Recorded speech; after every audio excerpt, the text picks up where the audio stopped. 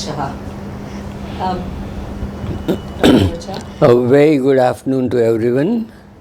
Thank you, Anaga, for inviting me to this webinar, a very interesting topic, a very hot topic at present. There was a time when ABO incompatible kidney transplant was considered an absolute contraindication. When I was training, it was an absolute contraindication for kidney transplant. But over the years, with improving results, more and more centers all over the world and even in our country are now resorting to ABO incompatible kidney transplant.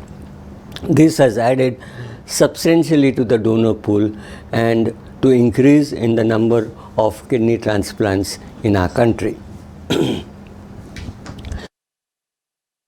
Important. Let us see what are the options for a patient with end-stage renal disease.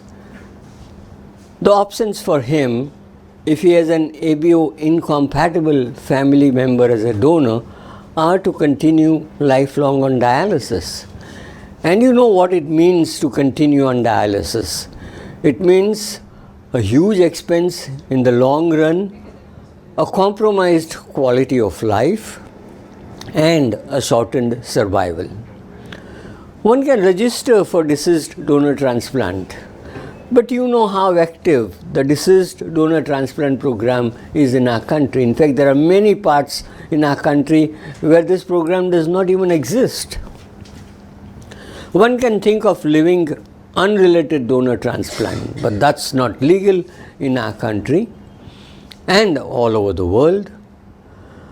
One can think of paired exchange or swap transplant, and I think that is an excellent option, and we should work hard to make this more and more available to our patients needing transplant as the treatment. And finally, ABO incompatible kidney transplant. We were one of the pioneers in performing swap transplants or paired kidney exchange, as it is called, all over the world. And we performed several swap transplants trying to help people who did not have an ABO compatible donor in the family. However, while we were doing swap transplants, we realized that there are legal problems in our country, and for people with O blood group and for AB blood group donor, this is a problem. So let us see what are the legal problems in our country. First of all, swap transplant is considered unrelated and requires a legal procedure like an unrelated transplant, which I cannot understand why. If you have two related pairs, it should be considered as related transplant. In fact, in an article recently in Indian Journal of Transplant, we have stressed upon this. As per the transplant rules, it is mandatory that if the donor and recipients are from different places in the country, different states, they need to get NOC from each state, which is a very difficult and a time-consuming affair, and that puts a common man into a lot of hardship. To give you an example, we were working up a swap transplant where one recipient donor group, spouses, were from Gujarat, and another pair, daughter-mother, from two different states. The daughter was in Rajasthan and the mother was in Haryana.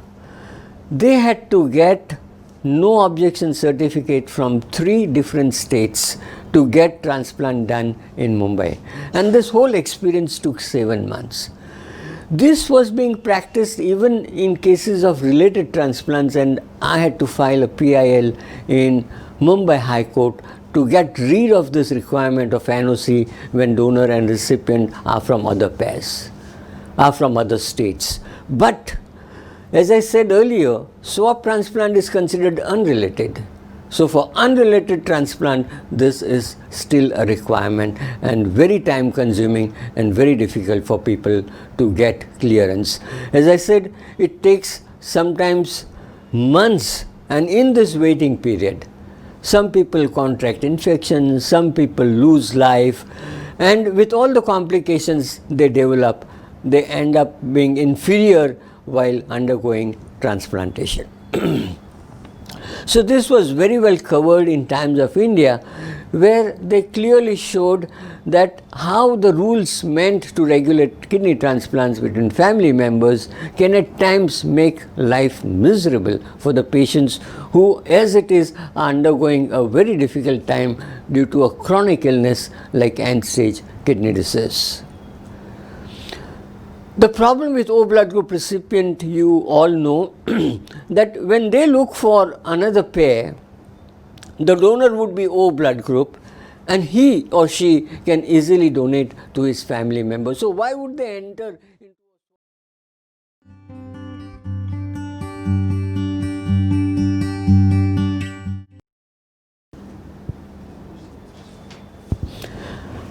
I have a few questions which I will try to answer.